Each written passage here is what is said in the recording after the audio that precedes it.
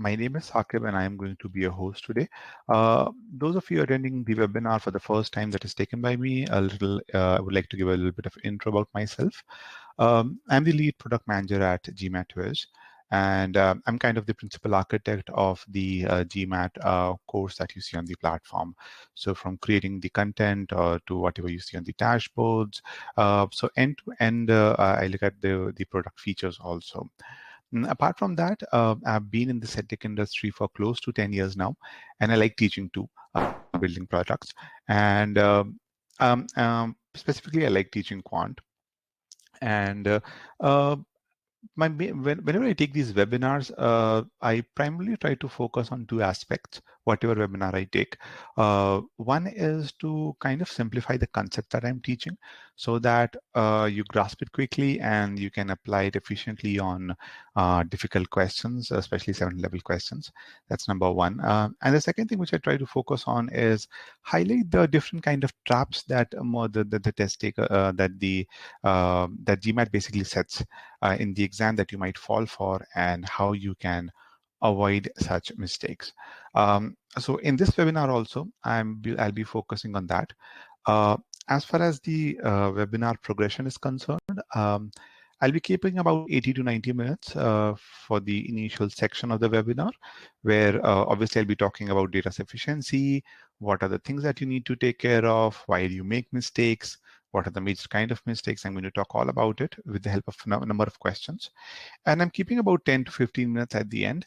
It's a general Q&A session. Feel free to ask me any question. You can ask me questions about quant. You can ask me a question about, when I say quant, I mean quant prep, or in general about GMAT prep also, or even if you want to know about GMAT Wiz, feel free to ask me any questions at the end related to that. Okay. I'll get started, but before that, let me just look at the chat. I can see a few of the chat that have come while I was talking. So Sudhanshu is saying, I'm retaking GMAT, comfortable with PS, but got more questions wrong in DS. Okay, Shama says, depends on the question. 700 level seems difficult. Yes, Shama, 700 are slightly difficult, but with the right kind of practice, I'm sure we can ace it. Okay, so most of you, Akshay, Jayant, all of you are saying that GMAT, the DS part is basically tricky. Find them. Okay, so Ellie is saying that sometimes find them easier than PS questions, no calculations. Okay, that's a good point that you have raised, and in fact, I want to talk about it a bit. That's a nice point about no calculation. So let's start, and let's talk about why do students falter in DS questions first. Okay, what are the major reasons? So the first reason that according to me that I've seen, and this is like the first reason that I'm giving would be the most obvious reason, and you might be saying, hey, this is like we already know it, but I feel it's a lack of conceptual clarity. And I know it might be very obvious, but I feel that to do any question, be it a data sufficiency question or a problem-solving question, especially by the way for data sufficiency question, your concepts should be 100% clear. Okay, you should understand all the terminologies, all the different concepts of different modules like number properties, geometry, and everything to be able to solve a question of data sufficiency successfully. And I've given a sample example here just to drive the point. Why am I saying that it is important for you to have a good conceptual clarity? Now, I just want you to read it, and if you want, you can just take a shot also. I don't have a problem. But let me highlight the point that I'm trying to make here. Whenever someone reads a question like this, whenever you read it, you'll come across terms like these, like common factor, okay, positive integers. If it's not clear to you what is the meaning of what's the meaning of these terms, then it might be slightly difficult for you to solve the question. You might not know how to approach it, and you might even end up making a mistake. Like if I talk about this question, one of the most common mistakes that I have students make, as I've seen students make, is that whenever they read 2x is a common factor of 18 and 20, I have seen they look at 18 and 24 and they simply say, okay, the common factor is basically 6. They take up 6 and they start solving the question. Okay, they say, okay, 2x is equal to 6, x is equal to 3, and they end up saying that statement 1 is sufficient. Now, can anyone tell me what is wrong with this? Anyone whose concept is clear, who understands the meaning of common factor, can you tell me what is wrong with this? Why can't I take common factor as 6? And if I can take it, why am I saying it's still wrong?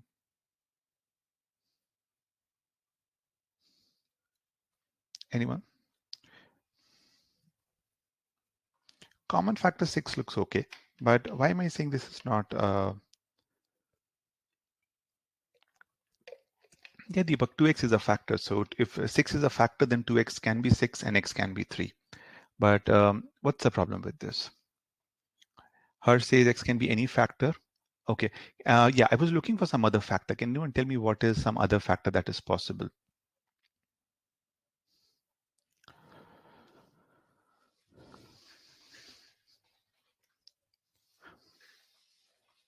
Exactly. So 2 is also a common factor. So see, whenever people see 1824, they end up thinking that they always think about the greatest common factor.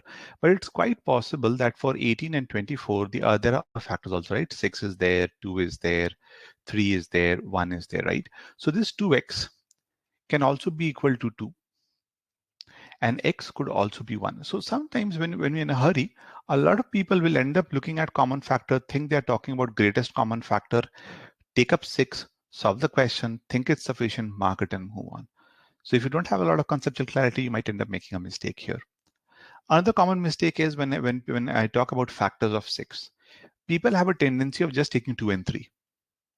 Okay, it's not wrong. 2 and 3 are definitely factors of 6.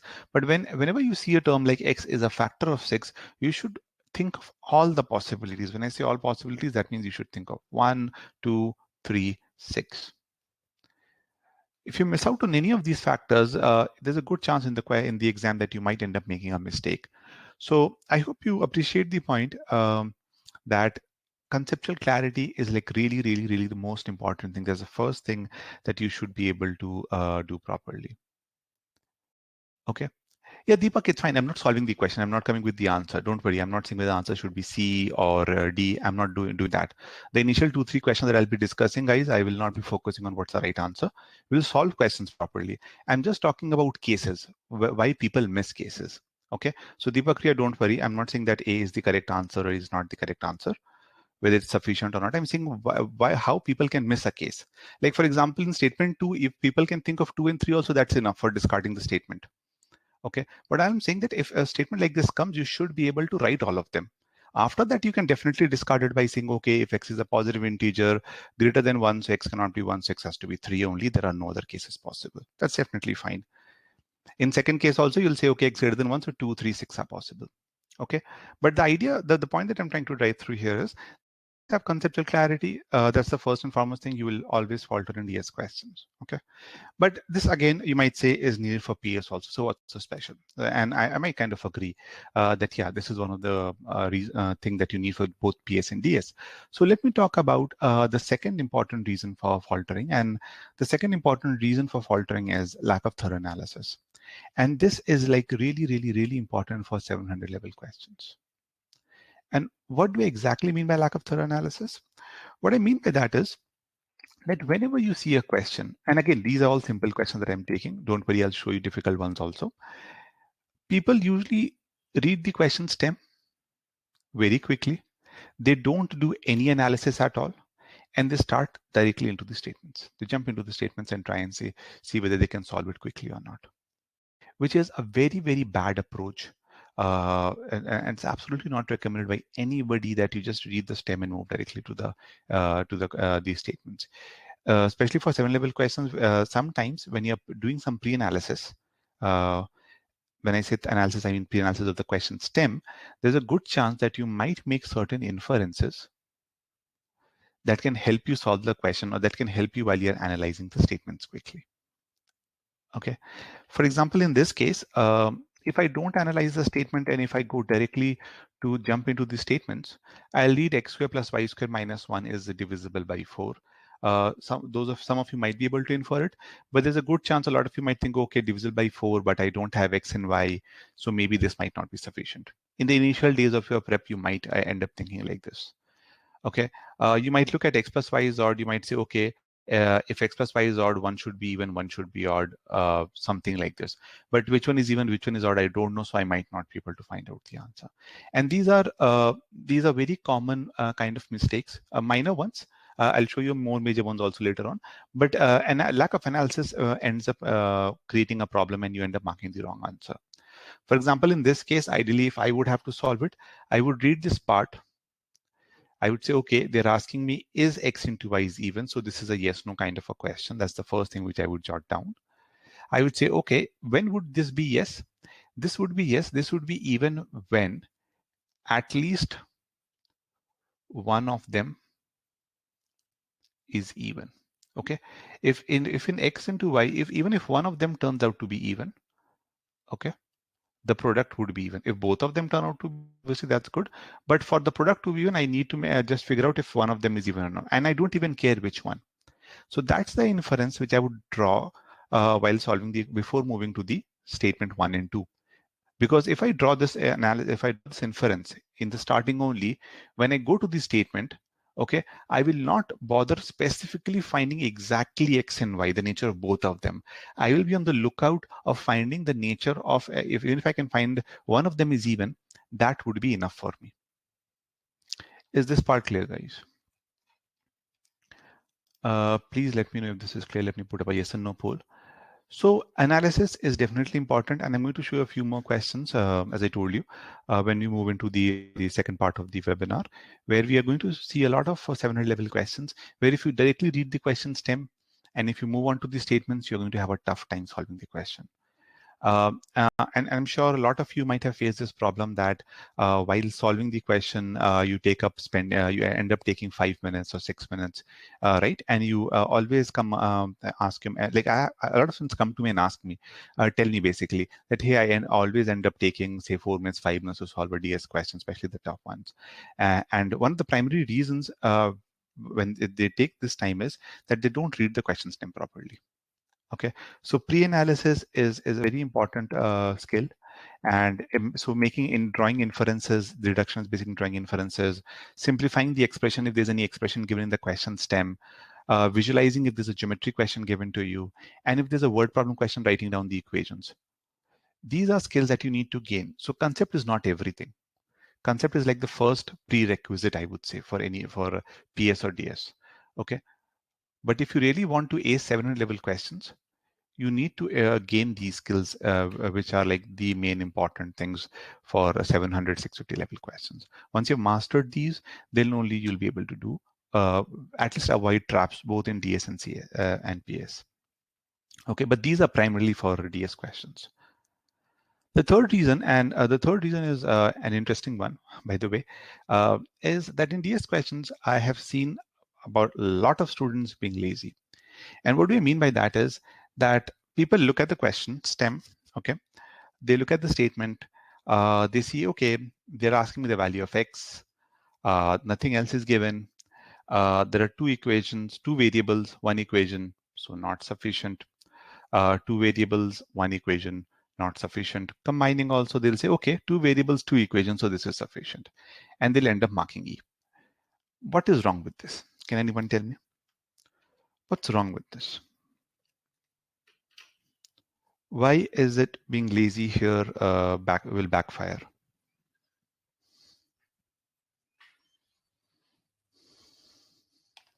Anyone?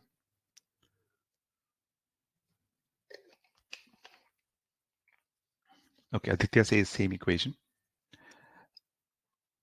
Okay, Vipul says multiple possible values of x. Yes, all of you are correct. See, whenever you're given these kind of statements, do some calculations. That's my request. Do calculation till the point you're 100% sure that you will get a unique answer or you won't get a unique answer. Like in this case, I can still be lazy, but as I told you, what I'll do is I'll make sure that if I have two equations, I'll try and make the coefficient of at least one of the variables same, and see if I'm getting two distinct equations or not. If I'm not getting two distinct equations, I'll say that there'll be multiple values of x and the answer would be E. How do I figure that out? I'll multiply the first equation, say by 5. I'll get 20x plus 15y is equal to 60. I'll multiply the second equation by 4. Again, notice 20x plus 15y is equal to 60. So notice you don't have two distinct equations. You don't have any additional information which can help you solve the question. So in this case, the correct answer would be E and not C.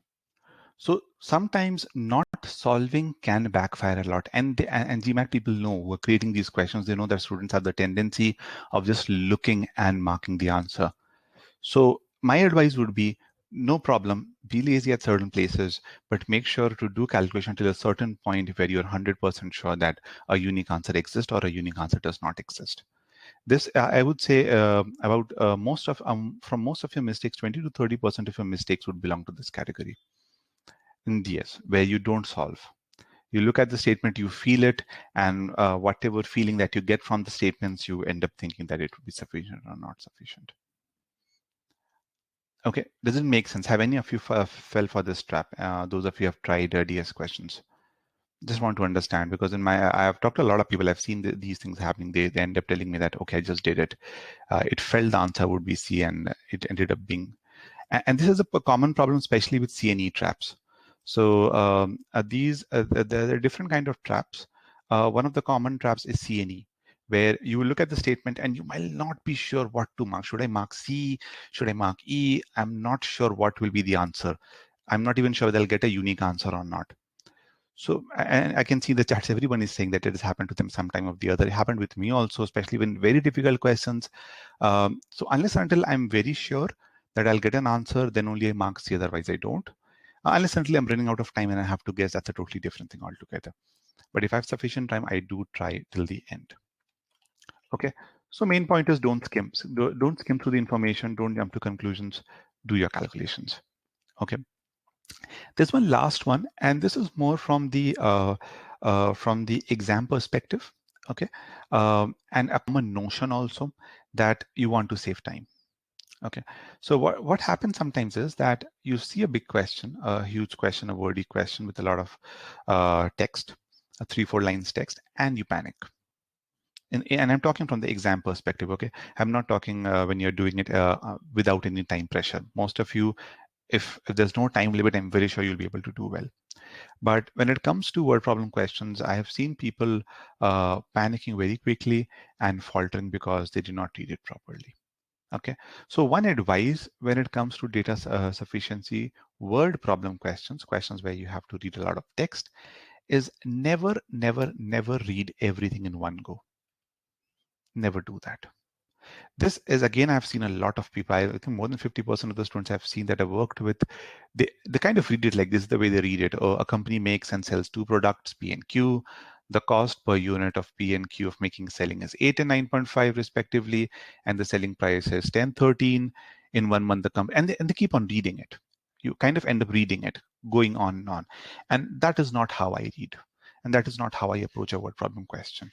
I kind of break things down. I read till here, see if there's anything worth jotting down. So after reading this, I might kind of draw a chart like this saying, okay, P and Q2 products. Okay, if I see cost per unit is given for P and Q, I might make a cost per unit like this saying, okay, $8, $9.5. Why am I doing this? Because I don't want to read it again. I want to read it once.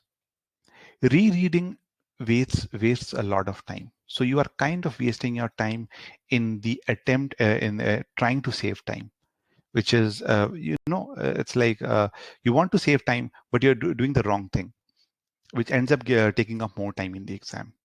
So whenever you're reading, and it's not only for word problem, guys, any question, like in the previous questions also that we solved, this question or this question, always break it down. Like for example, for this question, yeah, I would, if I required, I would break down this part also. I would say X and Y are positive integers. So I'll kind of write here saying X and Y integers and maybe assign positive integer. If required, I might write some numbers in front of me so that it's very clear, okay, this is the information that I have. Now I'll move forward and solve the question. So whenever you see a wordy word problem question with a lot of text, please don't get scared. Don't worry about time and try and read it once. If you can focus on these aspects, concept, okay, Second is doing thorough analysis, which I call pre-analysis. Okay, if you kind of not be lazy and at least solve till the point you're sure and not worry about time. Don't worry about it. Obviously, you need to create a strategy. I'm not talking from the strategy perspective now. While solving questions, you need to decide when to leave a question, when not to leave a question.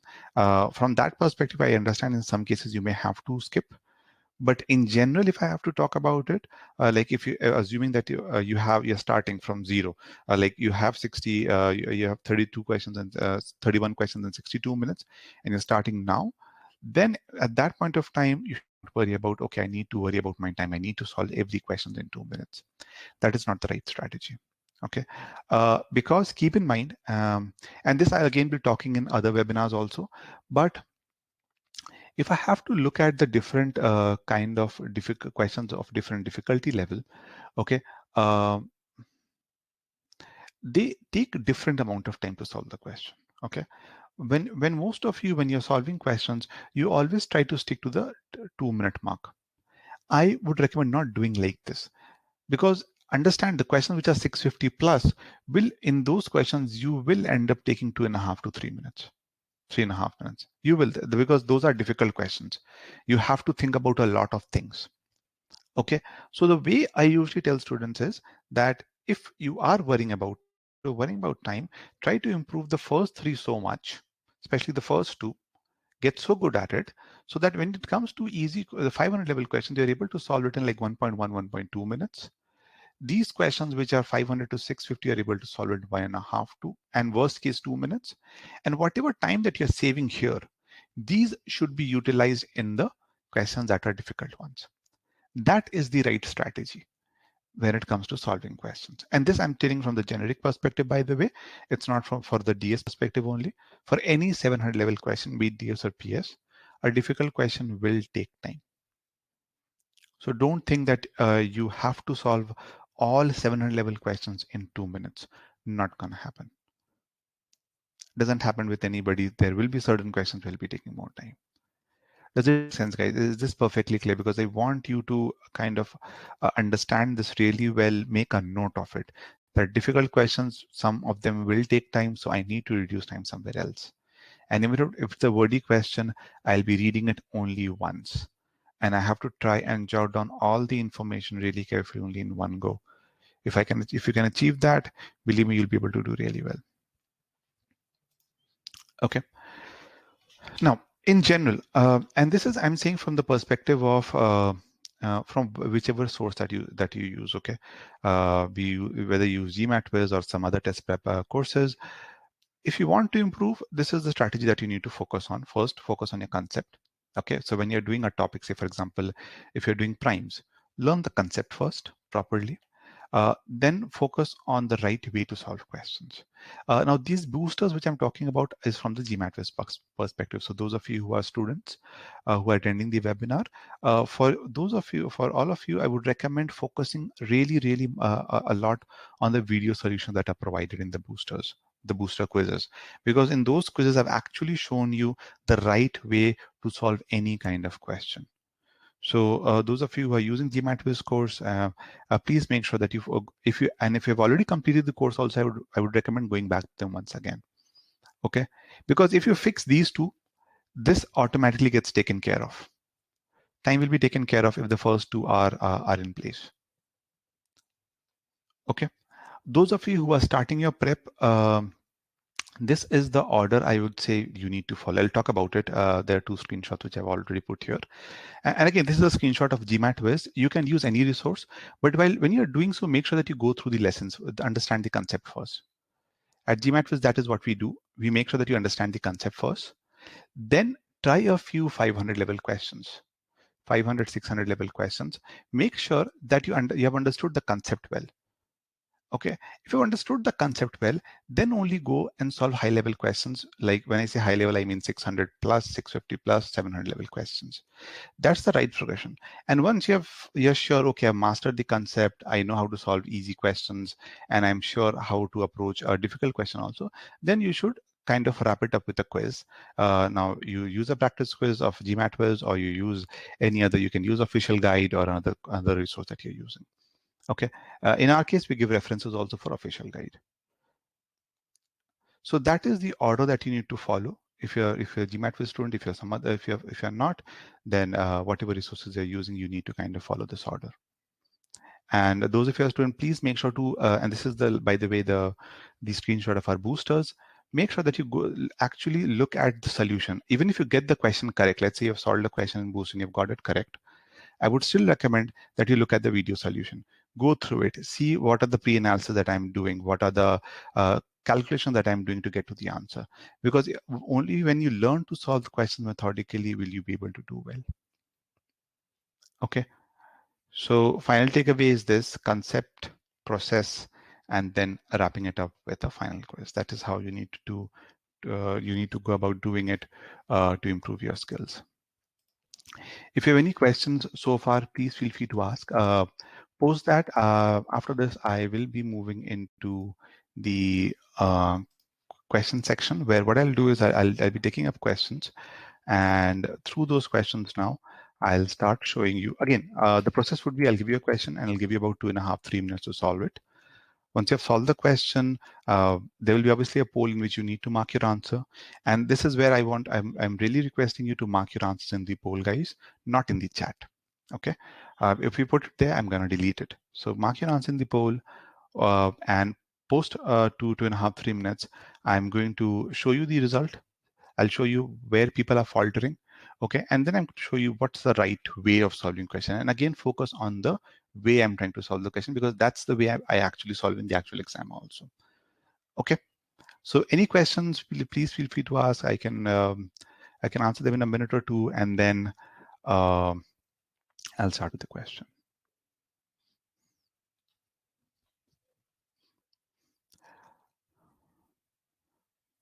I don't remember the answer to the last question. I'll just check it up and let you know. I'll answer in the chat box what was the answer. Don't worry. Stephen is asking, where can I find that resource? If you're talking about the videos and the boosters, you need to log into gmatwiz.com if you're looking for that resource. If you don't want to look at GMAT, if you want to try out something else, then official guide is obviously there, but I would recommend first learning the concepts on somewhere. Okay. And then solving questions from the official guide. Okay, is this clear?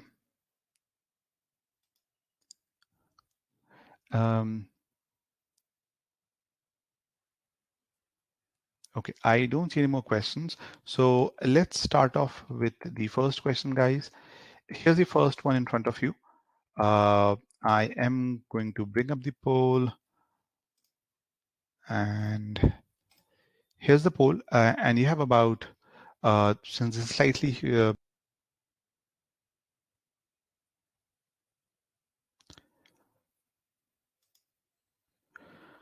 okay, so here's the result. I hope all of you can see it.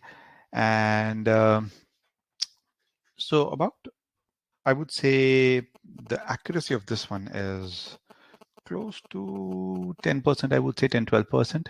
Most of you ended up falling for the trap in this question. Okay, but I want to know your feedback. What did you think of this question? Was this difficult, a lot, or very wordy question? Did you find it confusing? What happened? Tell me.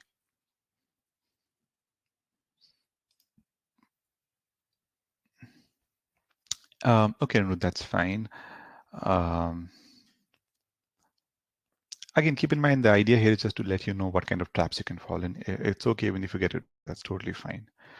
Okay, I'll say it's very wordy. John says needed some calculations, confusing, too long, right? Difficult to understand. I ran out of time, confused with the part where that was written. Okay, wordy and confusing. Okay, so let's try this question. Seems like easy, but not enough prep. Okay. Okay, so let's try this question together, and I'm going to show you how I read it, okay? And this is the way I'm going to read it in the exam, and I'm going to show you what I'm going to scribble on the piece of paper while I'm solving this question. At any point of time, if you don't understand, put it in the chat box. Once I'm done with the analysis of the questions, then I'll look at it and answer it. Okay, but without any interruption, and let me show you how I'll read it. So here it goes. So I'll start off like this. Okay, in a certain team, okay, the workforce planning sheet for each day. Okay, there's a planning sheet for each day is given a eight-digit unique documentation number. So I might start doing like this. I'll say, okay, 8-digit number. Okay. The first 6 digits of the document number is the date of the preparation of the planning sheet in the DDMMYI format. Okay, so out of 8, so what I'm going to do is I'm very going to quickly going to draw 8 spaces, 2, 4, 6, 8 spaces, and maybe I'll do something like this also: first, second, third, fourth, fifth, sixth, seventh, eighth. DDMMYY format, and I'll write it down. So notice till this part, whatever information that is there, I've jotted down. 3 lines in whatever is written here has been transferred here on my piece of paper. Okay, the 7th digit of the document, so they're talking about 7 digits. I'll write somewhere separately. Okay, 7th digit is the units digit. Okay, 7th digit is the units digit of 9 times the sum of the first and the third digit. Okay, 9 times the sum of the first and the third digit. Okay, so the product of this, whatever I get, I'll take the unit digit. That unit digit is the 7th digit that I need to place here. So I'll write it like this. Okay, the 8th digit of the document is again the units digit of 11 times the sum of the second plus the 4th digit. So notice till this part, 1, 2, 3, 4, 5, 6, 6 lines jotted down on the piece of paper. So I don't need to go back again to read it at all. I have everything here in front of me. Okay, let's look at the last part. If a document number is in the form of, okay, now they're giving me the number, okay, A, B, C, D, 1, 3, 8, 1, where A, B, C, D are non-negative single-digit numbers. Very important thing. Obviously, A, B, C, D cannot be a 2-digit number, that's for sure, because these are dates, right? I cannot have a date like this. Dates are like this, 1 and 2. I cannot have 1, 1, 2. Not possible. So that's like kind of self-explanatory, but it's also mentioned in the question stem, so it's good. So I'll write in, okay, these A, B, C, D, maybe I'll write here A, B, C, D. They are non-negative. Non-negative means they can be 0, 1, 2, blah, blah, blah, blah, blah. Okay. Now I need to find out in which month and what day of the month the document was prepared. So basically I'm looking for A, B, C, D. So I'll kind of do like this. I need this. This is how I read. Done. Is this part clear? The jotting down part. I haven't come to the inference part, by the way. I'll come to it. But did you get the part how I'm reading it properly and jotting down my information? This is how you need to jot down so that you don't have to go back to the question again. Okay, so I hope this part is perfectly clear. Now, as I told you, I don't jump into the statement directly. I kind of pause and think what can be done at this point of time. Okay, and this pausing and thinking might take 30 to 45 seconds. Okay, it might even take a minute, which is okay as long as I can figure out something. Like for example, I know the 7th digit is 9 times something, and I know my 7th digit is 8. So what I would do is I'll put 8 here. I'll say, okay, 9 times the first and the third digit. This is the unit digit. Okay, the product of this gives me 8. Okay, now notice the first and third. This is where the inference will come into picture. Now think of a calendar. Think about it. This is the date part. In the date part, the value of A can be 0, 1, 2, and 3, right? It cannot be more than that. You cannot have a date like this, 4, 1, 1, 2, 2, 0, 1, 0. Not possible, right? You cannot have a 4 at A. Not possible. You can have a 0, 1, 2, and 3. Okay. As far as this part is concerned, A, B, C, this part can either be 0, like 0, 2, or 1. It cannot be anything else. You cannot have a 4, 1, 2, 2, 2, 0, 1, 0. So see, this is inference which is implicit, not given in the question stem, but I need to infer it. And this is something which you all know, but you have to kind of ask yourself, what do I know about these variables? Can I say anything about these variables? As far as B and D are concerned, obviously B and D are present out here, and they can be anything. So I can have 0, I can have 9 also, not a problem. Here also I can have a 0, I can have a 9. So as far as B and D concerned, they can be anything from 0 to 9. So I'll kind of jot it down here at the end if I want to. Okay. And see, I'm explaining it, so this part might have taken a lot of time for me as far as this explanation is concerned. But in the exam, I would have kind of figured this out in 30 seconds, saying, okay, this is what I have. Now, how can this help me? Think about it. This is my first digit. This is my third digit. Now tell me, 9 times which number gives me an 8 at the end? 9 times what gives me an 8? 9 times which number can give me an 8? Think of the multiplication table. Multiple of 2, right? 9 times 2 is 18. 9 times 12 is 108, and so on and so forth. My bad, guys. My bad. Yeah, you're right. It can be 2. Sorry, D would be 0, 1, 2. Oops. Yeah, 0, 1, 2. It cannot go in. In fact, it has to be 1 and 2 only. 1 and 2 and 0. These are the 3 possibles. I can have 1, 2, 1, 0. You're right. So B and D would be this. D would be 0, 1. And only B can be 0 to 9. That's correct. Okay. So now see, the inference that you're making about the first and third digit is correct. That I have to have 9 times a 2, right? Now A and C, look at the possibilities of getting a multiple of 2. You can get it by doing, say, 1 plus 1, 9 times 1 plus 1, or 9 times 2, 0. There is no other case that is possible, right? So what you can do is you can, and what I'm doing is I'm rubbing this, guys, so that I can show you the case. 1, 2, 3, 4, 5, 6, 7, 8. 1, 2, 3, 4, 5, 6, 7, 8. So it could be 1, 1. Let me put 1, 3, 8, 1 here, 1, 3, 8, 1 here. And it could be 2, 0. So I've jotted this down, that this is the possibility for A and C. Now, let's come to the 8th digit, this digit. Now, notice this is 1. Now, tell me 1 is equal to 11 times second plus 4th. Okay, how can you get a 1 here? Can anyone tell me how can you get a 1?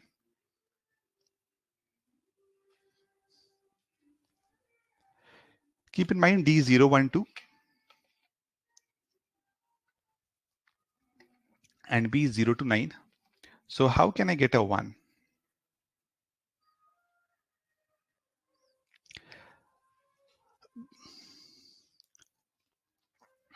Okay, good. Good, very good. Unit digit should be 1. Replacing unit digit should be 1. Correct. So how can I get that? One possibility is if I have, say, the second digit. Now, say if I have a 9, 1 here, can I have 9, 2? Right? This is possible. I can have a 9, 2. Or I can have I can also keep, say, the 4th digit. I need a 1, right? So I can have a 0, 1 also. So I have these information. I'll keep it with me and I'll move on to this statement, because now I have enough information to solve my question. I know what could be A, B. I know what could be A and C. And I know what could be B and D.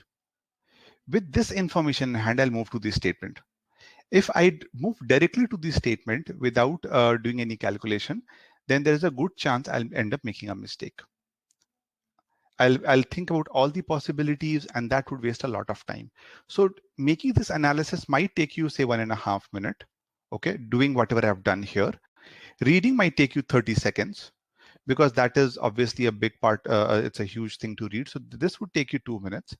And analysis of the statement ideally should not take you more than 30 seconds, but let's take a minute also. Let's take a minute saying, okay, worst case, I'll take a minute. So if you're able to solve a difficult questions in 3 minutes, worst case, even if I take a 3.5 minutes, that's worth it, especially if it's in the first 15 questions where you really don't want to make a mistake. Okay, So from the timing perspective also, because a lot of you might wonder, hey, I'm doing a lot of things, it will take a lot of time. So I just want to make that clear also. It's totally okay even if you end up taking 3 minutes, 3.5 minutes. Okay. Now let's look at the statement, because now I have the statement, we can solve it very quickly. The first 2 digits of the document is 20. So notice now I have 2 cases with me, but the first statement is narrowing everything down for me. It's telling me that the first 2 digits is 20. Okay. If the first 2 digits is 20, okay, so obviously A and C has to be 2 and 0, and I need a 1 here. So if B is 0, then obviously D has to be 1. And that is the only case which is possible. 2001 1381. There is no other case which is possible. I cannot have anything else. So I can say this statement is sufficient. Notice how much time did it take? It hardly took me 10-15 seconds to make an inference. Okay, 20. The first place would be 2, so I'll discard this case. This is the only case which is possible. Is this part clear?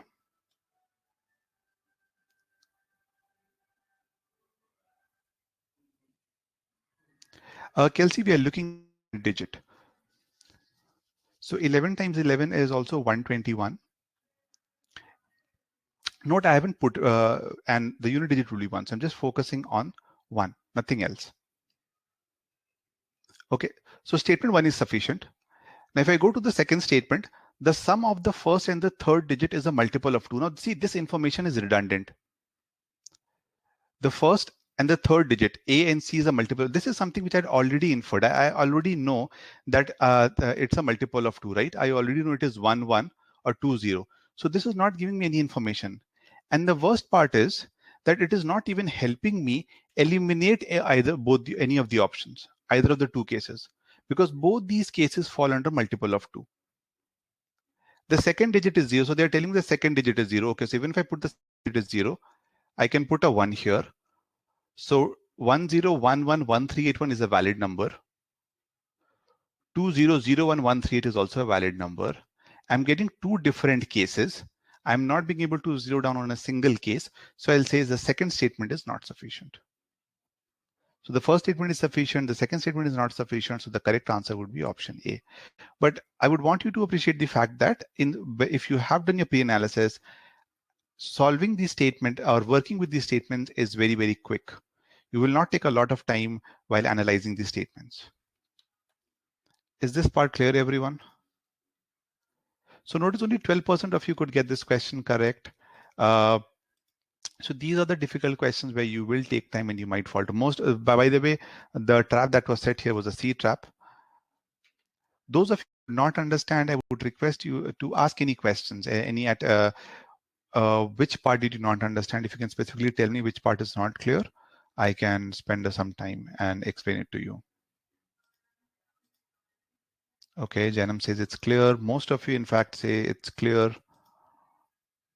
If you have any question, I'll wait for 30 seconds and look at your chat box. If there isn't any, I'll move on to the next one.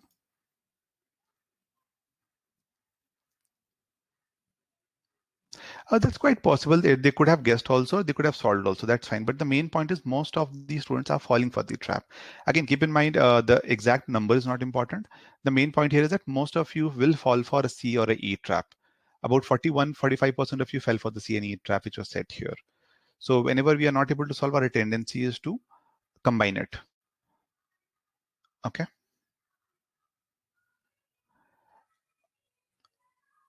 That's totally fine, John. The main point is as long as you understand what's the best way to solve it, that's okay. Since you're still in the prep phase, it will take you some time to solve the question. Okay, I can see it's clear to everyone. I don't see any more questions. So let's go to the next one, guys. Here's the next question.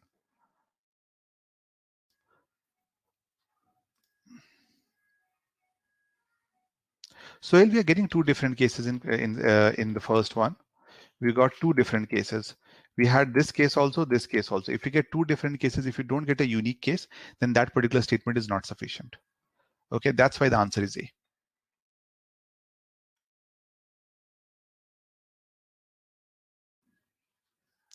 Let me bring up the poll.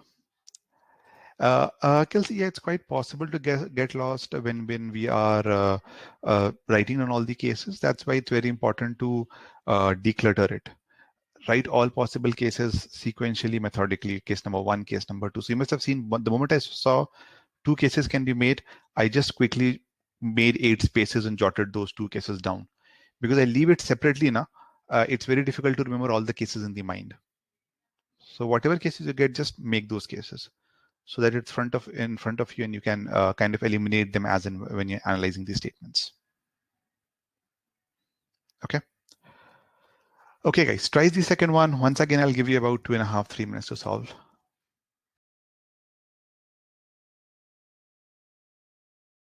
10 seconds more, and then I'm going to end the poll.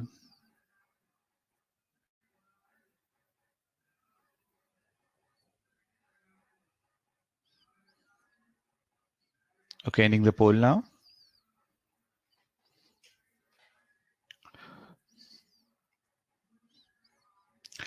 So tell me, guys, how was this question? The accuracy for this one is still better than the first one. I'm not going to tell you which one is the answer, whether it's A or D or E.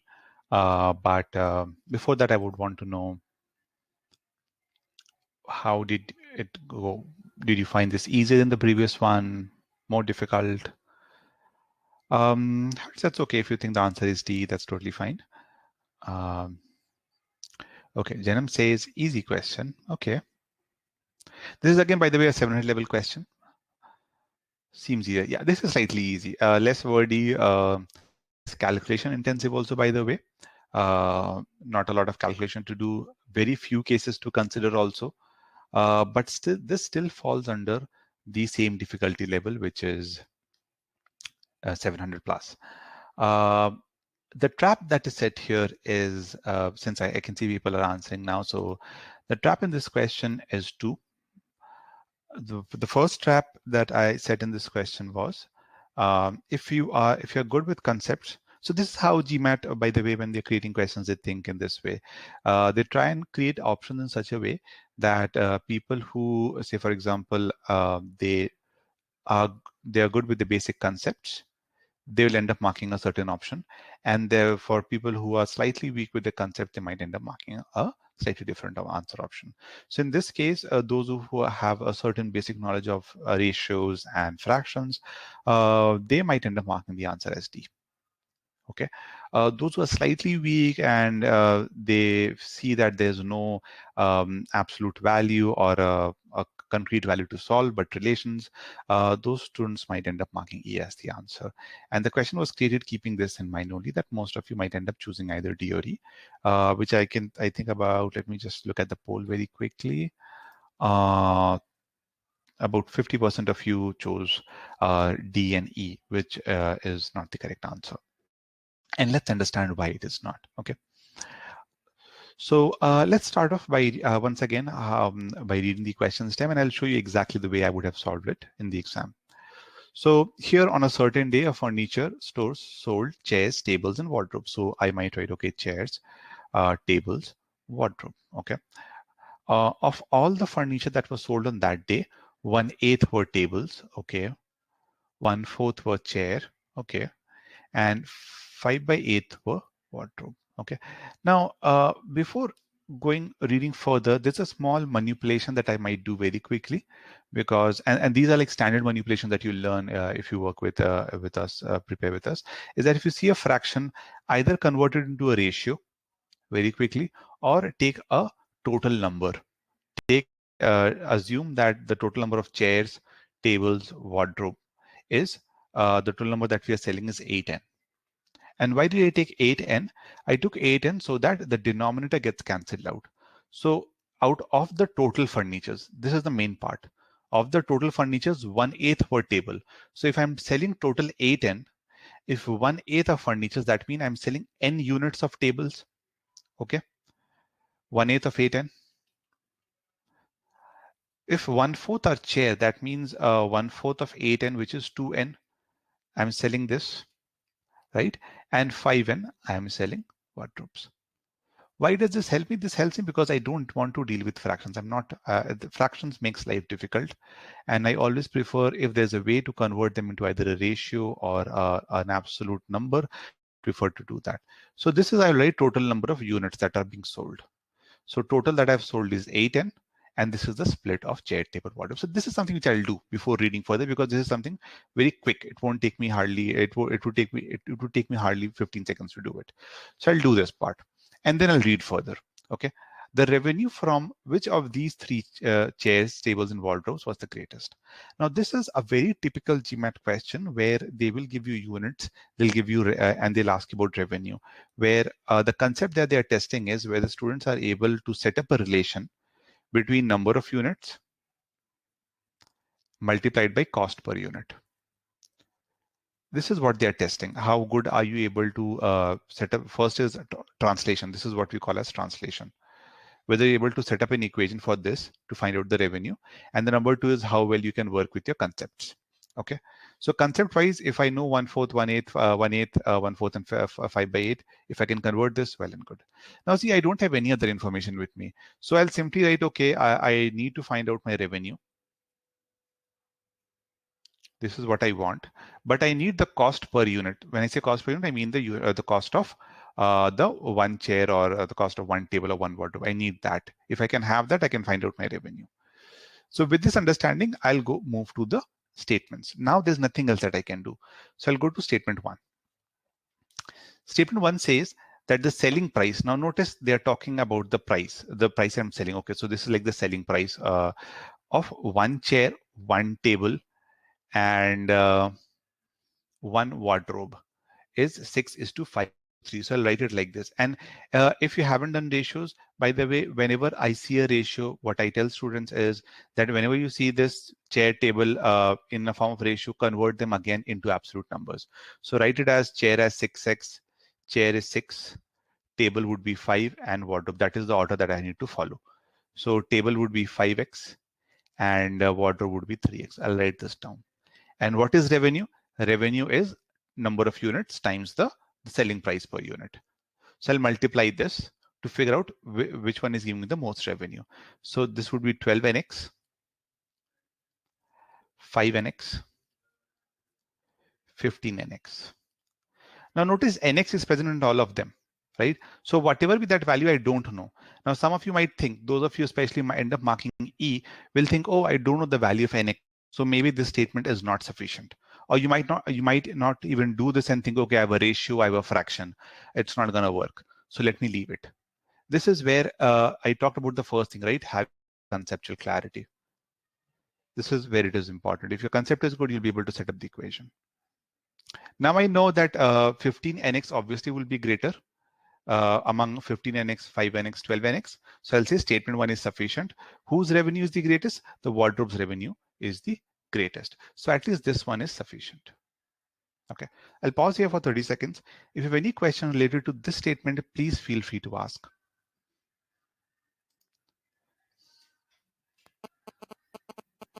Any questions at all? And if this is perfectly clear, let me bring up the yes and no poll also. Please mark yes so that I can move on to the second statement.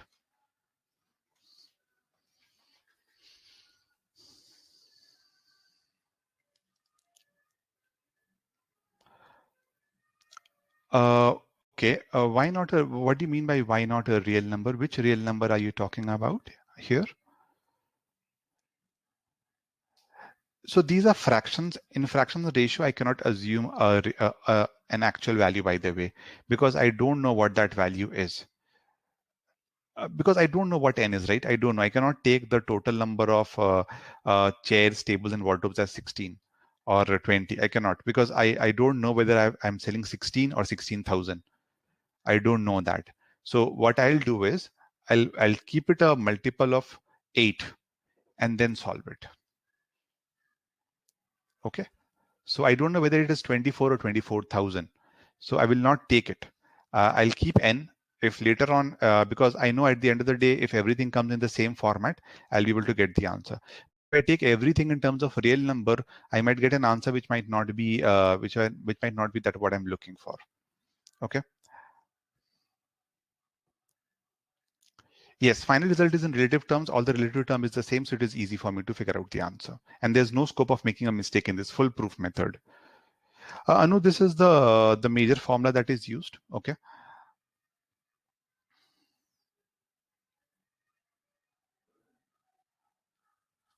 Okay, now let's look at the second statement. Okay, now in the second statement, I haven't been given a ratio, but what they're telling me is that the price of one table is $10 less than the price of one chair. So I'll write it as the price of one table is $10 less than the price of one chair. Okay. Um, the price of one wardrobe is $20 less than the price of one table. So I'll write this down. Okay. Now, one way is to completely discard it by saying, hey, it doesn't look sufficient. The other way is to actually solve it and be 100% sure that, okay, there's no chance of getting the answer. Okay. Now, how do I do that? Now, notice in the previous one, the good part was that I could write all of them down in the same variable term, right? So it was easy for me. So here also what I'll do is I'll try to write everything in terms of one variable. How can I do that? See, notice C is written in terms of T, W is written in terms of T. So what I'll do is I'll assume that, okay, let the selling price per unit of the let this be T. Okay. So what is the selling price of a chair? It would be T plus 10. What would be the selling price of a wardrobe? That's already in terms of T, T minus 20. I'll write this down. Okay. What is my revenue? Revenue, again, I'll multiply this 2n with T plus 10. I'll get 2nt plus 20n. This would be n times T. And this would be 5nt minus 100n. Now, can you tell me which one is greater? Keep in mind, in the previous case, we had good numbers like 12nx, 5nx, 15nx, something like this. We had these kind of numbers. So it was easy for us to compare because all of them were nx in terms of nx. But what's the challenge in this case? Can anyone tell me? What's the problem with this one? Can I say which one is the greatest? Table obviously is not the greatest because chair is 2nt plus 20n and table is just nt. So this part you should be able to see that obviously the revenue from chair is greater than table. This is 2nt plus 20n. So this obviously is greater than this. This is just nt. So revenue of chair is greater than revenue of table. But what about wardrobe? Notice wardrobe has 5nt. So this is 5nt is greater than 2nt. Okay. But I'm subtracting 100n from it. So while I'm adding 20n here, I don't know what's going to happen on addition of 20n and what's going to happen on subtracting 100n. Which one would turn out to be greater? That is, it cannot be clear. It could happen that the wardrobe is greater than the chair, or it could be the other way around. And how do you figure that out? You simply you check when will the price of the wardrobe, when will be the revenue from the, say, from the chair would be greater than the revenue from the wardrobe. You can check that. Revenue of chair is 20 plus 20n, and revenue from wardrobe is this.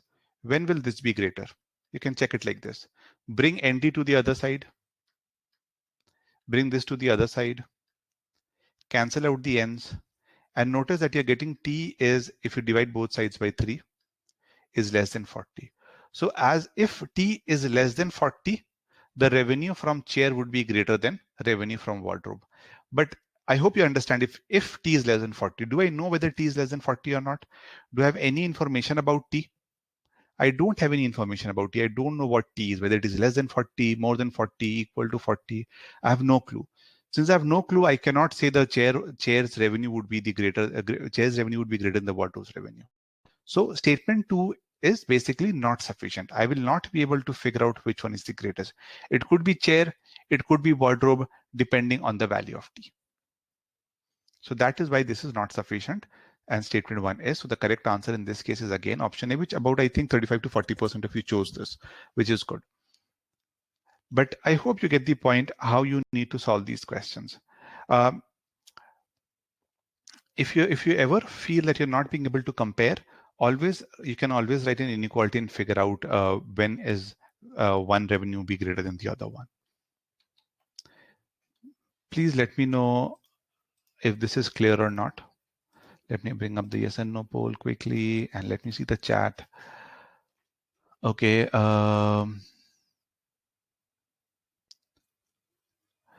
says don't know.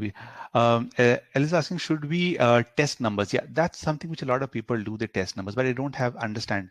If you want to solve questions within three minutes or 2 minutes, especially difficult ones, 7 and 1s, you don't have a lot of time. If you're lucky, if you can think of two numbers which you can put and figure out the number, figure out two different cases, then that's good. But think of a scenario. Let's say you're testing numbers. You tested two numbers. In both the cases, you got C is greater than W. The revenue from C is greater than the revenue of W, and you'll end up the marking answer as D, which would be wrong, right? So that is why I'm trying to show you a foolproof way of solving questions. These will never give you the wrong answer. Testing numbers, not testing numbers is not testing numbers. At least in this case, is not advisable because you might end up missing out on a case. So it is asking, why should price of one chair be greater than table and wardrobe? Is it true in real life? So it depends on the kind of chair you're buying. Okay, if it's a designer chair, it could cost more than a table or a wardrobe, and depending from buying the table or the wardrobe. So you don't need to worry about whether it can be this. The price can be true, though it can be true in real life, by the way, but that should not be a concern in this case. Okay. Yeah, so John, see, you did not solve it, right? And that is what I'm talking about. People don't solve. They look at it, they feel, okay, C looks greater because it's plus 20 and or plus something, so let me do it. Okay, Kelsey is asking, how do you know to set up the comparison? Now, how do you set up? So whenever we are comparing two things, that's a good question. Whenever we are comparing two things, A and B, okay, and I want to know which one is greater or not, what we basically do is we set up an equation like this. We do A minus B, and check whether A minus B is greater than 0 or not. That is how you set it. A minus B is greater than 0 or not. That is how you set up to figure out whether A is greater than B or not. Okay. And when you translate it, you end up writing it like this. So when I wanted to find out whether revenue of chair is greater than revenue of wardrobe or not, indirectly what I'm trying to find out is if I subtract whether this would be greater or not.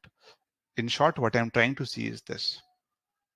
So whenever you want to compare two things, which one is greater, you are indirectly looking for this condition, whether the difference between those two is greater than 0 or not, and when will that happen? By setting up this equation, you'll be able to figure out when will A be greater than B. That is what I did here. To figure out when will be the revenue of cost greater than the revenue of the revenue from chair will be greater than the revenue of wardrobe, I set up this equation because I wanted to figure out, I'm assuming this case, revenue of chair is greater than revenue. When is this going to happen? This is going to happen when the cost of the table, the selling price per is less than 40. Okay. So remember, as a process, as a learning, as a takeaway, if you want to compare two things and want to figure out when one would be greater than the other, you have the equation and that will tell you when that is going to happen. Okay. I hope that answers your query.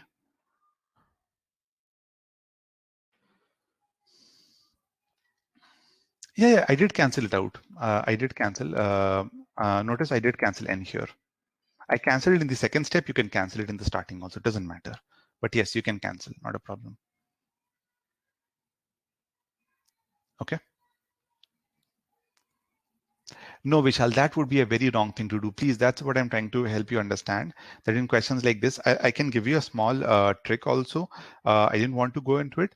But keep in mind that if the ratio, see this fraction now that you're given here, chair, table, wardrobe, if and only if it's like one of the cases, if you know the ratio of units, okay, and if you know the ratio of cost per or selling price per unit, you can always compare and find the answer. You can always find it. And these are like typical statements. So for us, we are so used to solving these questions that if we see, okay, we know the ratio of units, which is given 1 by 8, 1 by 4, 5 by 8. So we got the ratio as 2n, n, 5n, right? In the exam, sometimes you might be given the statement like this, that the ratio of the number of units sold of chair, table, and wardrobe is 2:1:5. Okay, and the second statement and the first statement could be like the selling price. If you have both in terms of ratios, mark as quickly as you want. You don't even need to solve it. You will get the answer. You have to get the answer. So you can mark that as sufficient. But if you are given $10 more, $20 less, something like these, then always solve and check. Because in this case, could or could not be. So you can never be sure. So in these cases, you definitely check whether you can get the answer or not, because they might give you a statement where absolute values may help of finding the answer. Okay. But in case of ratios, don't worry at all. If both is given in terms of ratio, if both of them are given in terms of percentages, mark the answer as sufficient. You don't need to even solve it in the exam.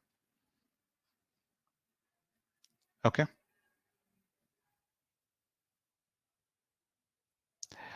Statement 2 is not sufficient, understand, because you don't know about t. See, I set up this equation. This is just an assumption. I'm assuming it. I'm assuming if, or the better way to write it is, when will revenue of C be greater than revenue of W? This is not given to me, by the way. Okay, this is not given. This, so after solving this, all I get to figure out is, all I can infer is that the cost of the table, if it is less than 40, then the revenue of C would be greater than revenue of W. Otherwise, if T is greater than 40, then you're going to have just the opposite. Is this part clear? And nowhere do you know what is T. You have no clue what T is, whether T is greater than 40, less than 40. You don't have that clue. Since you don't know that, that is why this statement will not be sufficient. Okay. So guys, a lot of takeaways here. I hope this time-saving trick will help you. If you see ratios of units and revenues, just quickly solve it. Yes, Harsh, exactly. That's correct. If T is greater than 40, otherwise it will be the opposite case. Okay, I can see no more questions. So I hope it was a good discussion, guys. Good learning from this one. So as you can see, concept, process, both these two things. If you improve, you can well in this. Okay, this is a 650 level question. So I'm going to give you just 2.5 minutes in this one, not more than that.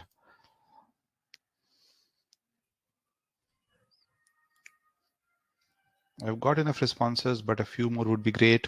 So those of you are still doing, please put in your responses quickly.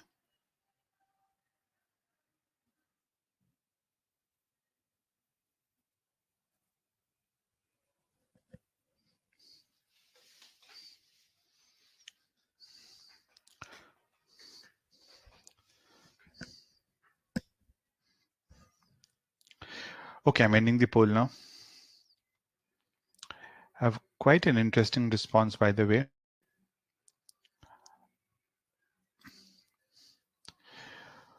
Okay, how did you find this question, guys? Was this difficult, easy?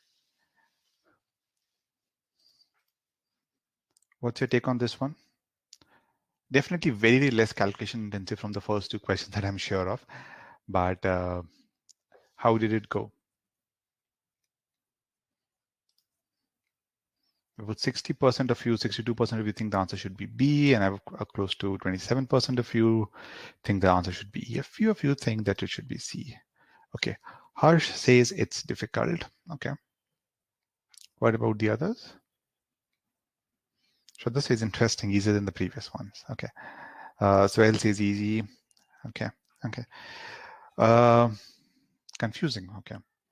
This is everything I just get to.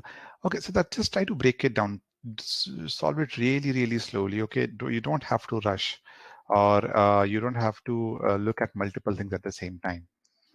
So if I have to solve this question, whenever I see a table like this, I make the table. Okay, so I kind of draw the table on my piece of paper also. Now in this case, I'm not going to draw it because it would be really difficult to draw all the lines. But let's say I've drawn this table on my piece of paper. Okay, so whatever time that it takes, take that into account. That I drew this very quickly. And what this table basically means is, in these kind of multiplication tables, what you do is you just, so for example, you take this value and this value, you multiply it and you get V. In fact, I think it would be better if I draw and show you this. I know it's a bit crooked, so I hope that's okay. P2Q, P2Q. So basically what this means is if there's a multiplication sign here, then that means P multiplied by P is this. If you want to fill up this column, this is basically this into this, okay? P into Q.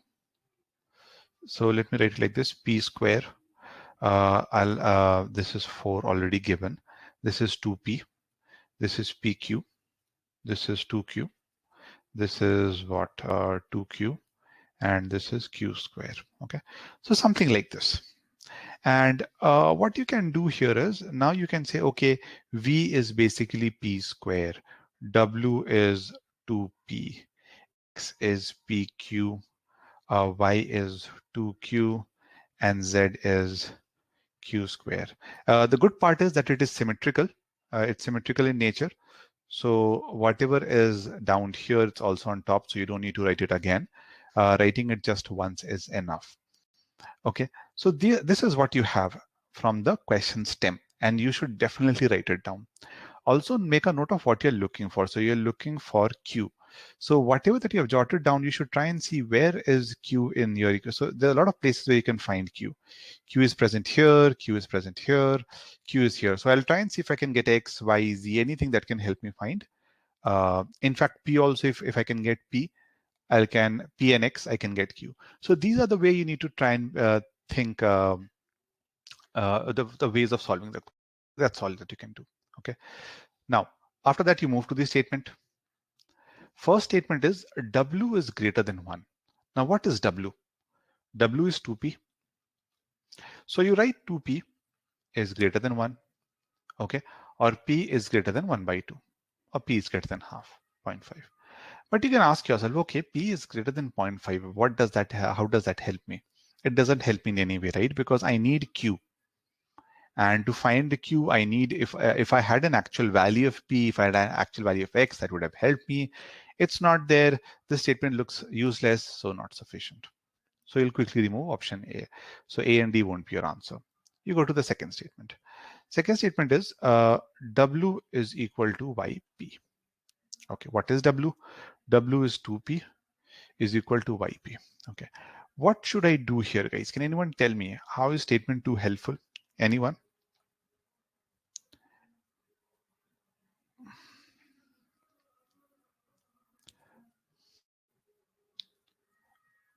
2P is YP. What can I do with this?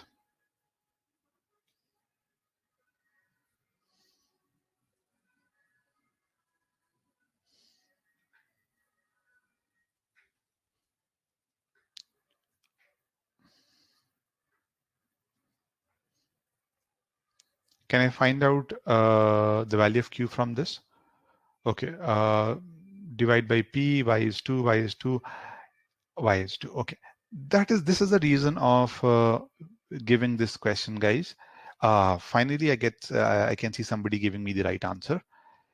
P is equal to 0, Y is equal to Aditya. That's absolutely correct. Very good. I can see only 2 students mentioned that. See, I deliberately left out an information which ideally in the exam time, I would always read it properly. Okay. Whenever you're reading a question, I told you right in the starting, I write minor things also. Like if X and Y is a positive integer, I am writing that also. So when I see an information like this, that each entry is an integer, and notice nothing else is given, just an integer. There's one more inference which I'll write down. If each of them is an integer, then they could be positive integer, negative integer, or they could be zero also. I don't know what they are. The mistake that most of you are making here by dividing by P both sides is that you're assuming that P is a non-zero number. Do you know what P is? P could be zero, right? For all you know, P could definitely be zero. P could turn out to be zero. You don't know whether P is zero or non-zero. So whenever you don't know whether a variable is a non-zero number or not, please don't divide both sides. If you would have known that, hey, it's a non-zero number, then dividing it and finding the answer is absolutely correct. Otherwise, you should bring it to one side, take this as common, and then infer either P equal to 0 or Y is equal to 2. Only then, and make sure that you write or, either P is equal to 0, Y equal to 2, or both these conditions are happening together. Okay. In fact, let me take some space here. Statement 1, let me rub statement 1 for a moment. I'm writing the inference of statement 1 here. This is what we inferred. Okay, let me take up this space for statement 2 for a moment. So main point is whenever there's a product of 2 is 0, okay, it can happen when either this is 0, it can happen when either this is 0. When can this be 0? When y is 2. Or it can happen when both of them are 0. When both p and 2 minus y is 0. Okay, but nowhere is it is given whether p is 0 or not. You don't know that, and you don't even know whether y is definitely 2 or not. This is like either or condition. Either this is true or this is true or this is true. Okay, you cannot definitely say y will be 2. And let me give you a case for those of you who are getting confused. Let me take a case. Let's say p is equal to 0 and y is equal to 3. Okay, in this case, see, p times 2 minus y would be 0. Okay, there could be a case too where p is say 1 and y is 2. Just giving a random example. Even in this case, this would be 0. And notice you're getting two different values of y. You don't know which one could be correct. Since you don't know that, you cannot substitute it here to find out the value of q. Most of you might have done this. Most of you have found p y is equal to 2, plugged it here, marked the answer as p. And you fell for a very simple trap. Is this part clear? Janam says can be say, but can be p and v be same since they are two different letters? Isn't that they are? No, now I can have x equal to 2 and y equal to 2 also, right? I can have two different variables having the same value. How can you say that two different variables will have distinct values only? If that would have that would have been the case, they will mention it in the above multiplication table. Each entry is an integer. All of them are distinct. Some kind of information would be given to tell you that the variables also are taking different values. But different variables will always take different values is a very wrong inference. Be it a PS or DS question, please don't make it unless until it's explicitly stated in it. Okay. Please let me know, guys, if this is clear or not. Let me bring up the yes and no poll. Please mark yes if this is clear. Okay, good. So notice that statement 2 is also not sufficient. A very small thing, a very minor thing, and not even a very difficult thing. But because if you miss this, we'll end up marking the wrong answer. So about 60% of you ended up marking this. I think about 30% of you marked this, 27 in fact, yeah, I remember 27%. Let's see whether E is the answer or C is the answer, because that's now the only possibility that is left. Now, from statement 1, we got to know that P is greater than 0.5. Now I'm combining both these statements, by the way, okay? Now, if P is greater than 0.5, which case out of these three that I've written here can I definitely eliminate? If P is greater than 0.5, out of these three cases that I've written, which cases can I eliminate? Or what can I infer? Either of these two things I'm okay with, if you can tell me.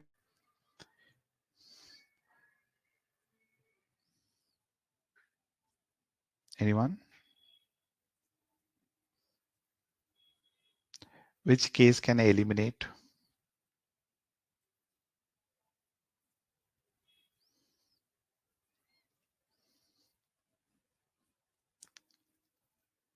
Very good. P is equal to 0 will get eliminated, right? Because if P is greater than 0.5, then P cannot be 0. That means for the product to be 0, if P is not 0, then Y has to be 2. That is the only way when the product can be 0. Now, if Y is 2, I can plug Y equal to 2 here and get the value of Q. Is this part clear? Let me bring up the yes and no poll again. In this case, after combining, I can get my answer. So notice it's a 650 level question, not a lot of calculations, but a very small thing which I know GMAT people who create the question know that you'll fall for the trap. So you need to kind of avoid these small things. Remember it that cancellation is very natural for all of us, canceling both sides. Okay, so make sure you whenever you scratch a variable, stop, pause for a second or two and ask yourself, can I do that? Is it possible to divide both sides or remove them from both sides? Do I know whether they are non-zero or not? If you ask this question, believe me, you'll not make a mistake in DS or PS question, wherever you get the simplification. Okay. Guys, we are running short on time, so Okay, let's do this one and there's another one. Let's do two more questions. This is the fourth one, and post that we can do another good one. So here also there's a very good learning. This is also a 650 level question, and we'll end the session with a 700 level question. So this one also I'm giving you 2.5. Okay, I'm ending the poll now. Tell me, what do you think of this question? Was this difficult, easy? A prerequisite of this question would be knowing the formula. So the formula for curved surface area, if you're not aware of it, um, then also I think you could still solve it. But anyway, how would you go about doing it? Anyone? Okay, John says easy.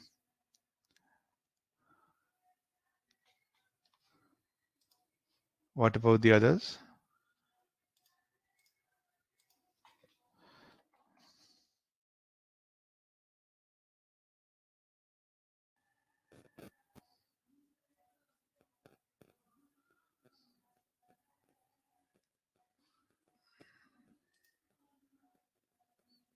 Come on, guys, a bit more participation would be appreciated. What do you think of this question?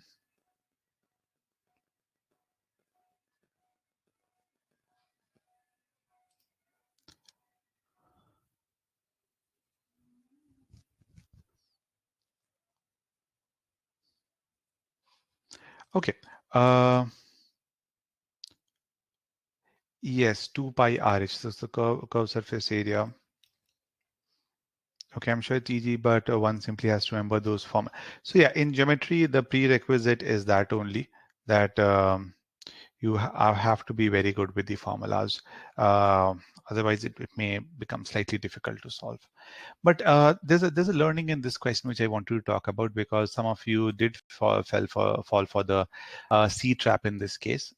Um, Whenever you're given a question which is based on percentage increase, okay, uh, one thing which I usually do is whenever I'm trying to find out the percentage change, okay, let's talk about percentage change first. I'll come to the question, okay. We usually do something like this, okay, x minus y or y minus x, whatever you want to write. In fact, let's assume y is the final value, x is the initial value, by initial value times 100. We do something like this, right? Now, this formula is fine. But sometimes when I have very complex variables in both complex terms in both the variables, right? So for example, if I have y is equal to pi I or r square h, and some other variables also, and x also has some other terms like this, something. And this is random, by the way, okay? And I know my calculation might become difficult, but I can see there are certain common terms in them. How I prefer writing it is like this. We can break this down, and I'm showing this stepwise. Ideally, you should remember this day. So I'm breaking down the denominator. You break it down in such a way that you just find out this, okay? The percentage change, y by x minus 1, okay? So either use this formula when you have to cancel a lot of stuff between the two terms. If you have two terms where you know that you can cancel a lot, write it in this way, cancel it out, simplify it, and then subtract one from it or this from one, and then solve it. If you have easy numbers or something like that, then you can directly put in the formula if you want to and get the answer. Okay, that's point number one. Number two is, whenever you're trying to find out the percentage increase, so for example, if there's a value s, say, let me take it as p, say, for example, okay, and you're increasing it by, say, a%, okay, some people just write pa by 100. This is wrong. You're talking about percentage increase, greater or lesser. In those cases, you take the initial value plus the increase. And ideally, you should be able to write it directly. So if I say here a variable p has been increased by a%, you should be able to directly write p into 1 plus a by 100. Okay. If you have two variables in it, okay, one is increased by a%, one is in b%, then you end up writing p was increased by a%, q was increased by b%. So you multiply that part with their respective percentage increase. If these two things are clear, then this question is very, very easy to solve. But these are the two things. If you haven't gone through percentage topic lesson, then that's okay. Once you go through it, these will be much more clear. I am not going deep into the concept of percentages. I'm just giving you a high level idea that if you are aware of these things, again, point number one, which I told you, if you want to do well in DS, concept and manipulation, how you do it. If that is clear, this becomes easy. Let's see how. So here, the curve, we are talking about curved surface area. And it's given the right circular cylinder T1 has a base radius of R and height of H. So I have T1 with radius R and H. Okay. And there's a T2 where whose radius is increased by A%. So notice increased by A%. So I'll write it like this. And the height is increased by B%. So I'll write it like this. Okay. Now, what is the curved surface area of T2? The curved surface area of T2 is, by the way, the formula is 2 pi RH. Okay. So for T1, it would be 2 pi RH. Okay. R is the radius, H is the height. In this case, the radius is this whole thing and this height is this whole thing. Okay. So basically 2 pi R 1 plus A by 100 into H 1 plus B by 100. And this is the surface area for the first cylinder. This is the surface area for second cylinder. Now notice I can see a lot of terms which are common.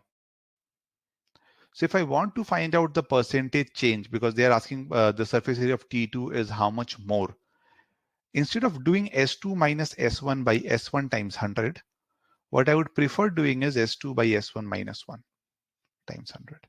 Why? Because once I write S2, 2 pi R H 1 plus A by 100, 1 minus 1 plus B by 100, divided by S1 is 2 pi RH minus 1 times 100. Notice this 2 pi RH gets cancelled out. And you're just left with the product 1 plus A by 100 times 1 plus B by 100 minus 1 times 100. And then notice I haven't even gone to the statements. I haven't even looked at the statements. From my pre-analysis only, I am inferring that R and H is not important at all. I don't even need to find out my answer. R and H is irrelevant. All I need is the value of A and the value of B. If I can find, if they tell me the value of A and B, I can get my answer. So this analysis might take me 1.5 minutes. But notice when I go to the statement, I look at statement 1, I'll say, hey, R and H not sufficient. I don't need it. I'll go to statements 2. I'll see, okay, the percentage increase of the radius and height has been given to me. So they're giving me the value of A and B. By the way, this would be T2 and T1. My bad. But I think you got the gist of it. So A and B is given to me. That is all I need to find out my answer. So the correct answer in this case would be option B. Is this part clear? I've been doing a monologue for a long time. So if there's any question, please let me know if there are any doubts. So I hope you understand why C is not the correct answer. The C trap was very set here. It was set especially for students who know that R and H is involved, but they don't want to do the calculation, or they didn't even try doing the calculation. Then you'll end up marking the answer as C.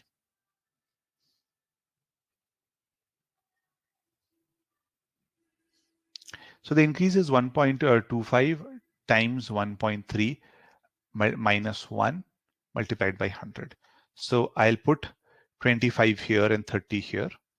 I'll get 1.25 multiplied by 1.3 minus 1 times 100. Again, I'm not solving it because in DS we don't need to. And I told you the moment we know that we can get the answer, we can stop. Okay. So please, guys, remember this percentage. Again, I won't call it a shortcut, but yeah, for simplification purpose, this is a very good tool. A lot of questions becomes easy. There'll be a lot of ratio questions, by the way, where this can help you figure out the answer very quickly. Once you learn ratio and percentage, you'll see a lot of answers can come even if you don't have the absolute value. So that's why I wanted to give this to you. In future webinars, I am definitely going to use this a lot. Okay. Do one last question which I want to try out with you is this one. Try out this one, guys. This is again a very interesting question based on translation. So the main challenge in this question would be how well you can set goal now. So far interesting responses.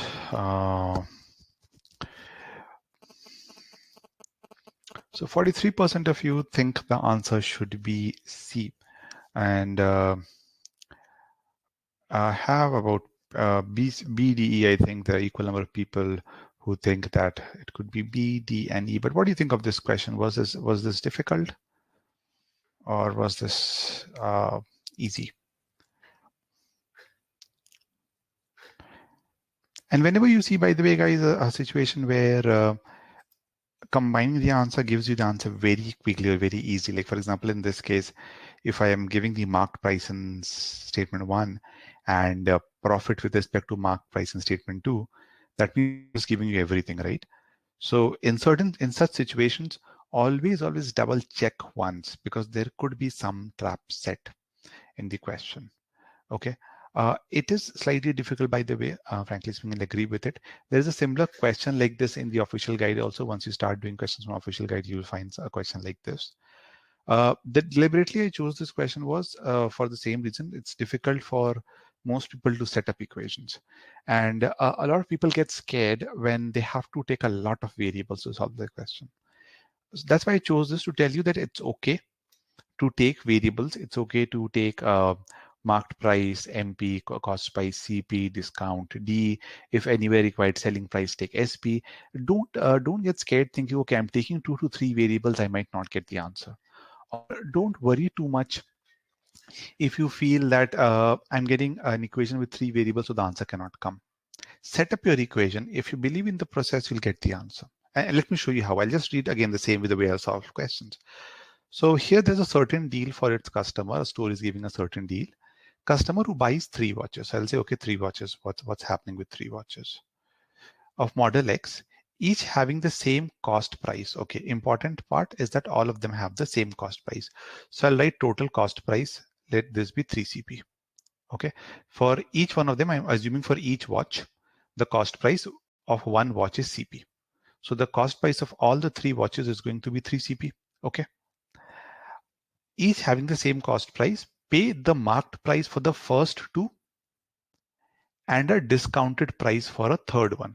So if a customer buys 3 watches whose cost price is the same, then I'm paying a marked price for 2 of them. So for the first watch, I'm paying marked price. For the second watch, I'm also paying marked price.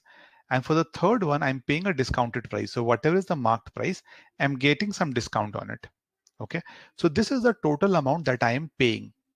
Okay. So the total cost is this, and this is the cost, as you can say, that the seller is selling it at. Okay. Which is 3MP minus D. See, I'm taking variables. I'm writing it down because I don't have any other option. There's nothing given to me, so I have to take it. Okay. What next? The store makes half the profit. Okay, the store is making half the profit from the sale of 3 watches. Okay, so from the sale of 3 watches, he's making half the profit, and then it makes from the sale of 2 watches at the marked price. Now this is what you need to break down properly. I'm talking about profit from the sale of 3 watches, and profit from the sale of 2 watches. Okay, so write down like this: profit from sale of 3 watches.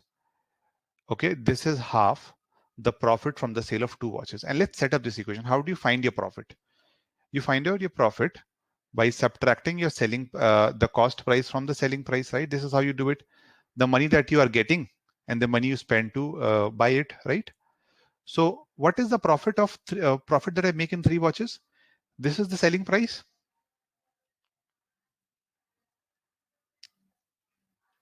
Selling price minus cost price. What is my cost price? 3CP. Okay. So this profit is half of the profit that I make from selling 2 watches at the marked price. Okay. So 2 watches would be 2MP minus 2CP. Okay. So let's simplify this a bit. Let's see what we are getting here. 3MP minus D minus 3CP. You can take this 2 common out and cancel it. You'll be left with MP minus CP. And notice what is being asked. They're asking you about the discount. So they're asking you about D. So write D in terms of everything. So bring D to the other side. D is equal to bring MP and CP to this side. So 3MP minus MP would give you 2MP, and minus 3P, when you bring it here, you'll get plus 3C, so you'll get minus 2CP. So notice D is nothing but 2 times MP minus CP. Is this part clear? I'll pause here. Please let me know if this is clear or not. Let me bring up the yes and no poll. Look at it carefully, take 10-15 seconds, and let me know if this makes sense to you or not. I am just using the standard formula. When you learn profit and loss formulas also, concept, let's talk about the concept. You learn what is selling price minus cost price. Okay. You learn MP, SP, discount.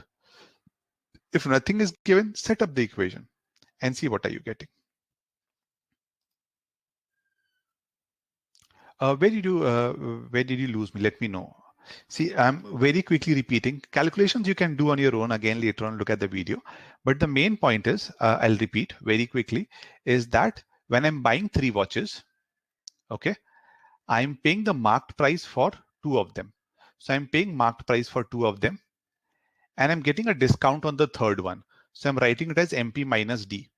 So my total selling price is MP, MP, MP, 3MP minus D. This is my total selling price for the 3 watches. Keep this in mind. For the 3 watches, the total cost price is 3CP. So my profit, how much profit will I make? I'll subtract 3MP minus D, and 3CP, I'll subtract these two, which I did here if you notice. I've done here.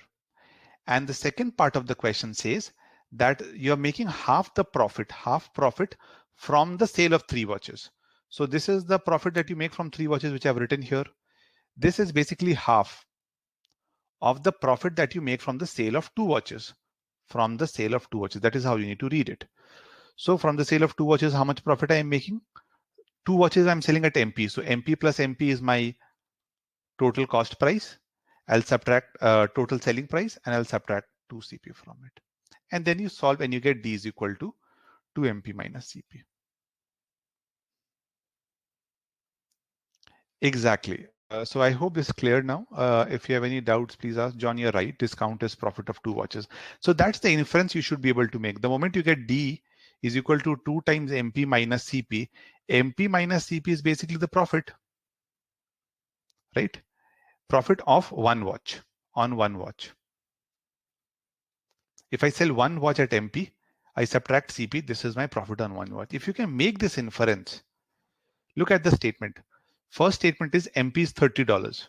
Okay, so I know this is 30, but I don't know CP. I don't know CP, so I cannot find my answer. So I'll say this is not sufficient. Okay, but look at the second statement, which is very interesting. The profit on selling each watch, so 1 watch at marked price, is $10. How do you find the profit on 1 watch?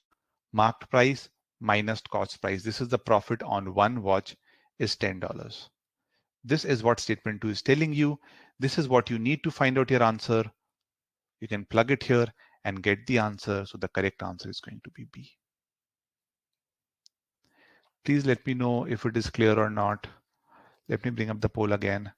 Understand, guys, that the questions that I'm discussing are difficult ones that will require a lot of practice.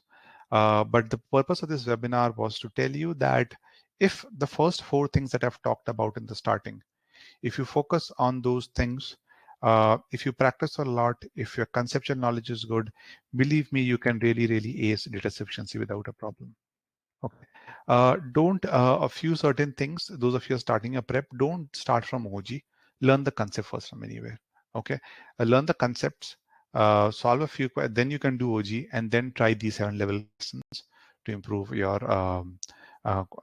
improve your basically DS accuracy. Okay, that's it from my end for this webinar. If you have any questions, feel free to ask. If you like the webinar and if you want to try out a free trial, I've given our email ID, our website link also. So you can go to GMAT Wiz, try out a free trial, and if you like, and if you want to talk to us, how we can help you with your GMAT, please feel free to write to us at support@gmatwiz.com.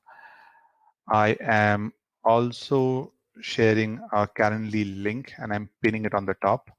Uh, Basically, I'm broadcasting it.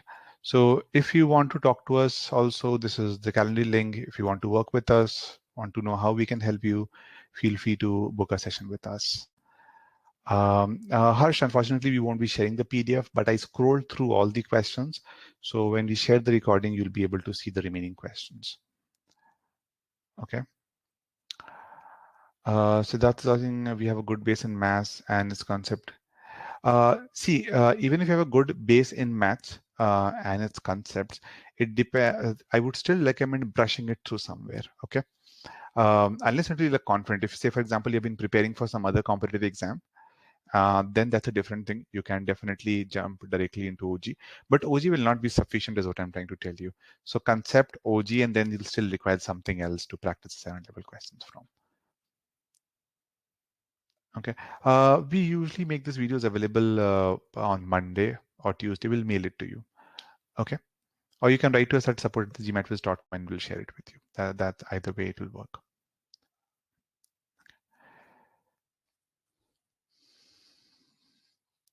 You're welcome, Sarah. You're welcome, Siddharth. Any other questions, guys? Please feel free to ask related to GMAT. I'll be more than happy to answer. I am there for another 5 minutes, so feel free to ask me any questions.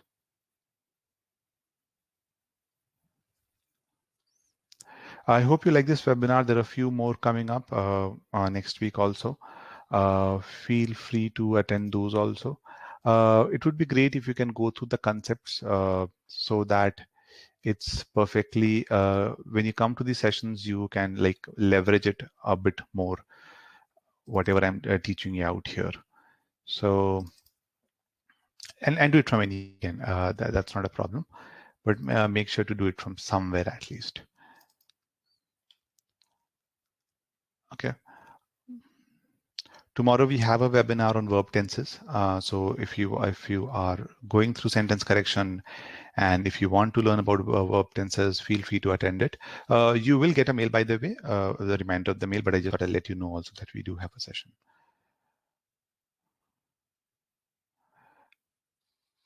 Sohail, yes, DS questions are tricky and confusing. I do agree, and that is why we are doing these sessions. One thing which all of you need to keep in mind is that questions that come in the GMAT thankfully belong to a certain category only. Okay, and limited category. The best part about it is that they are not going to be tested on a wide variety of DS questions. The number of tricks, the number of traps are set. That okay, I know students will cancel stuff both sides, so give a question where canceling would be involved. I know student will not be able to set up equation, or they will not set up equation, so let's give a question where they will not be able to set up equation, or they won't want to set it. So if you are able to understand these, if you go through all the different variety of 7-level questions or difficult ones from scratch, by the way, learn the basics and then move on to the top ones, it should be okay as long as you can remember those traps. So the amount of confusion and trickiness would reduce.